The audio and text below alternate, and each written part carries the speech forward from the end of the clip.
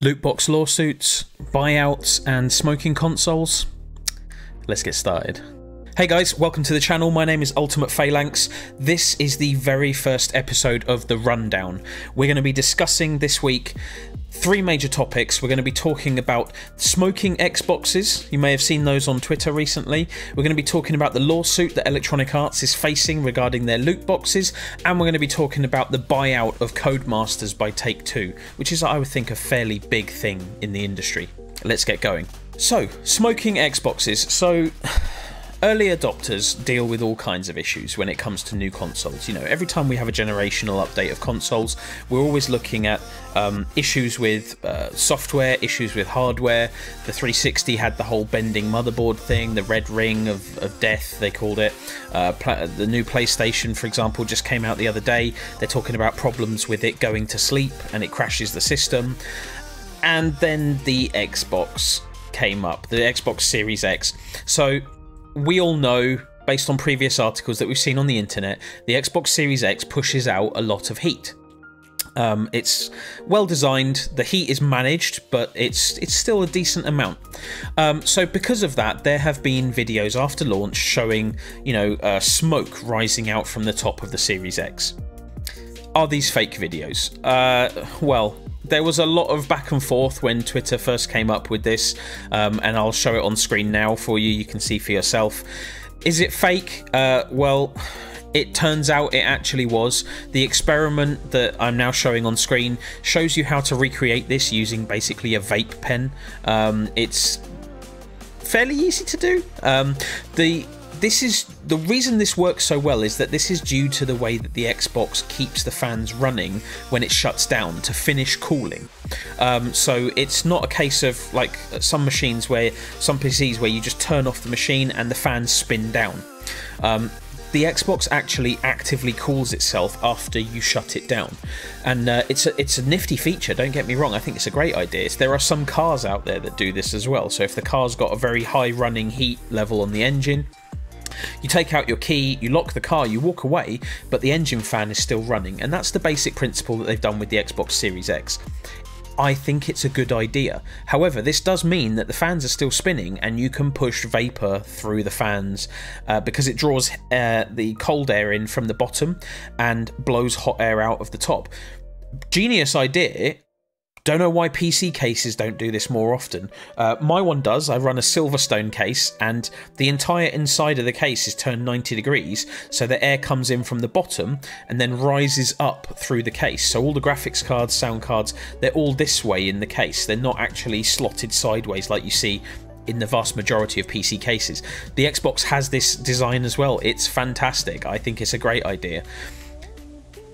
This brings me to the main point here. Xbox themselves, the Xbox Twitter account, had to release a warning saying, "We can't believe we have to say this, but please do not blow vape smoke into your Xbox Series X."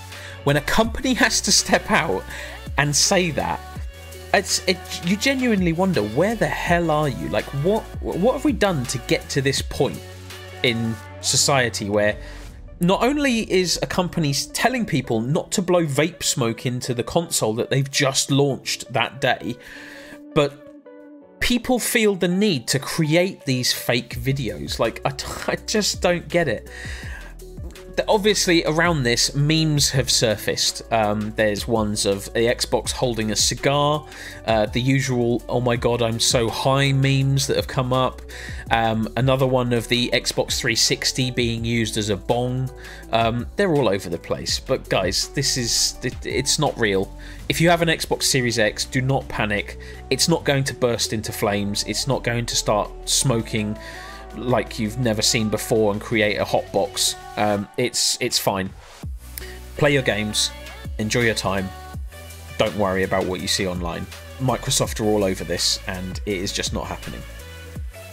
So the next topic is Electronic Arts. When is it not ever Electronic Arts? So what are we talking about here? EA have got recently in trouble for their loot boxes. They're being classed as gambling, and that's a problem, certainly for them anyway, also for the people who are spending the money with it. So EA have just released, for FIFA 21, they've released a product called FIFA Playtime.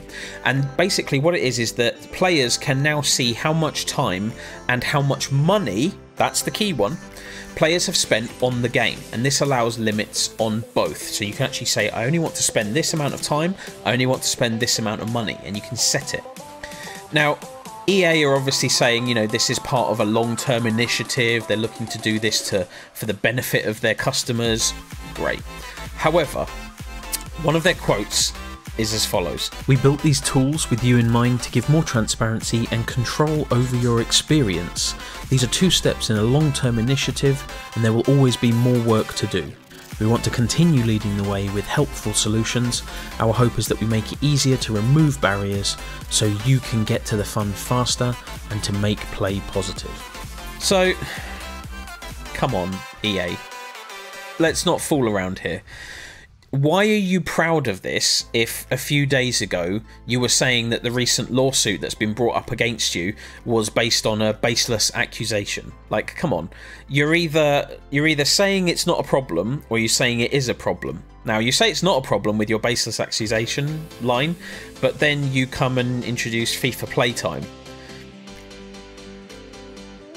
So, Playtime is also the most substantial, like the biggest acknowledgement yet from EA that you know, well, let's be honest, the most incredibly lucrative FIFA Ultimate Team mode that they have in their games, for the FIFA games, had a negative impact on some players. They've been fighting this and fighting this and fighting this, and I think EA are starting to crack on this one. They recently got in trouble for promoting gambling or loot boxes. I mean, they call them loot boxes. It is gambling in a lot of countries across the world.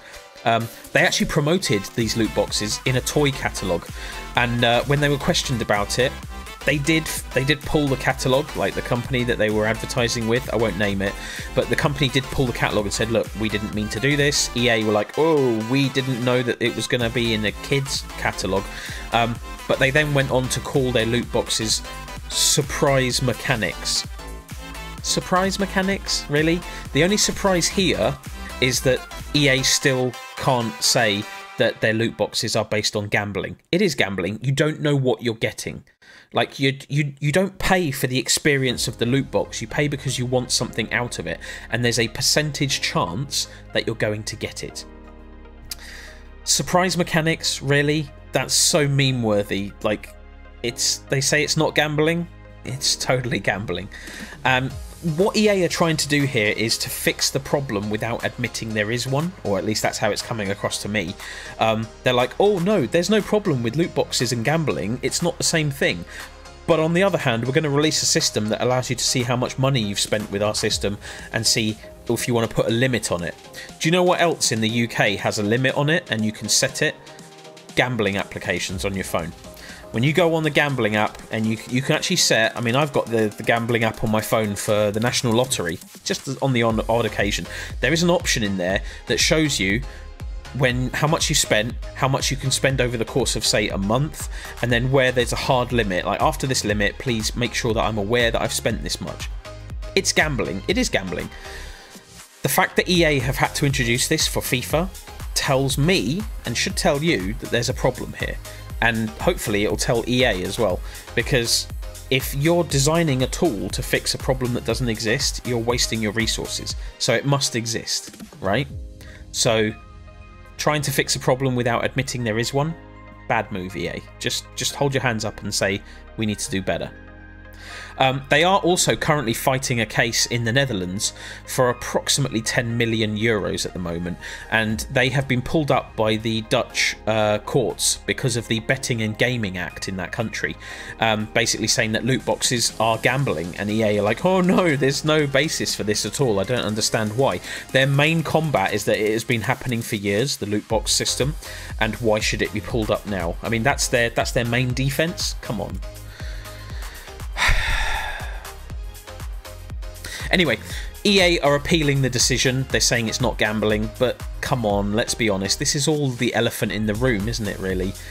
It's a loot box. It's things you can possibly get based on a percentage inside a box that you can't see. And you're paying money for this box, which, you know, if it was like a mystery box in a shop, the things have already been put in the box. But the way loot boxes work is that you don't necessarily have to design the box before it's purchased. You can pay the money, and then when you click that button on your keyboard to say open my loot box, the loot box is generated after you've paid for it, which means that it could have an algorithm that, you know, decides you're not going to get that stupidly rare player card in FIFA, or you're not going to get, let's go for other companies, you're not going to get that great knife in Counter-Strike, or you're not going to get the awesome weapon in Call of Duty. It is gambling. You're gambling. It's like, I mean, in America it might not be seen the same, but in the European Union, geez, you're fighting an uphill battle with this one, and they're going to come down hard on it. EA, just admit that it's gambling and then deal with the problem. I think it's the more mature way to deal with things. I think it'll be better for you guys in the long run as a company. And I think it's better for all the people watching this video. I think it's better for the players. Just say that it is gambling, and then they can legislate it as gambling, and then, you know, it could be a simple fix, like you could do an age check in a game on a settings screen before loot boxes can be turned on, and then you could say, well, at least we asked. I mean, that's how they do a lot of things now. If you go on the Steam pages and you look at a game that's got adult themes on it, for example, they ask for your date of birth. Sure, you can lie, but then at least you've done that check. You said, look, we did it based on the integrity of the person using the product. If they want to lie, they're making that choice. So yeah, it's at least a good step in the right direction, and it should hopefully lead on to better technologies that allow us to do more with this kind of thing. And then we have the Codemasters purchase by Take-Two Publishing. So this went down the other day, $994 million. Just shy of $1 billion. It's insane. So in the UK, that's just a tad over £750 million. The purchase is going to go through in the first quarter of 2021, and the racing game developer Codemasters, they join the publisher of games. You know, they've got 2K Sports, the whole kind of series of sports games that they've got there, and also Grand Theft Auto. These are the publishers who published Grand Theft Auto. Codemasters, if you don't know, they make games like Dirt, Grid, F1. They're really good at what they do. Now, Take-Two already publish games like the NBA games, the NHL games, PGA Tour, WWE, so it's all about sports. So this makes sense to move into this market with Codemasters. It is a good buy, in my opinion. I do hope Take-Two don't mess up with Codemasters, because they're a much cherished company of mine. I love my racing games. I may not necessarily throw them around on stream or on YouTube too much, but when I like to chill, I actually quite like jumping into a game of Dirt and then off I go. But Codemasters themselves, they grew with the purchases of companies like Evolution Studios, who made MotorStorm and Drive Club, and also Slightly Mad Studios, who made Project Cars, which is one of my favourite games. And I was actually involved in the initial push for this, where they looked for backers to help fund the project, and I actually made a decent bit of money when that game came out, because I put in a decent amount of money. I thought it was a good project, I invested in it, and it was a good choice. But other purchases recently are showing this trend towards kind of gathering up all these companies. So we've had Microsoft purchasing ZeniMax Media, which includes Bethesda. I think everyone knows Bethesda. We're talking about Doom, Quake, you know, id Software's under there as well. We're going to be looking at the Fallout games as well, and they're going to be bringing that into the Xbox Game Pass. And then Sony as well have gone off and purchased Insomniac Games, who did Spider-Man most recently, the whole series of the Spider-Man games. Very, very popular games. I've not played them. I don't have a PlayStation, but they look fantastic. I've watched Let's Plays and streams for them. And also one of my most favourite games from old school, Sunset Overdrive. Insomniac Games was responsible for Sunset Overdrive, and I loved that game. I loved it. So I think this is a good purchase by Take-Two. I think Codemasters fits their kind of portfolio that they're looking at. I hope they don't mess around too much with Codemasters, and they just let Codemasters get on with it. Maybe a bit more funding into their Dirt games, get them really polished, but if they carry on with Project Cars and their Dirt series, I think this is solid for Take-Two. They are setting themselves up as one of the top sports publishers. It's a shame they can't get FIFA, but we talked about them already. Electronic Arts have that one in the bag, don't they? Although that being said, if EA decide to carry on with their loot box fiasco and FIFA don't like it, you could end up seeing some other publisher step in to try and get hold of it as well. So it's definitely an option. But we shall see, won't we? Alright guys, so that wraps up the first episode of The Rundown. Thank you so much for joining me. I hope you've enjoyed this. I hope that we can give you plenty more of these opportunities. I do stream every week as well, so if you'd like to catch up with me live, my Twitch link is in the description down below. Please leave a comment. Tell me if you like these videos, if you don't like them. All criticism is welcomed. I'd like to know if you have anything that you'd like me to discuss. I can do side videos for this as well. It doesn't just have to wait for these weekly videos, but get involved in the community. Jump on my Discord, jump on my Twitch. I will see you on Twitch though. I stream Monday, Thursday, Saturday. Grab my link down below and you can see my schedule on there. But until next time, take care.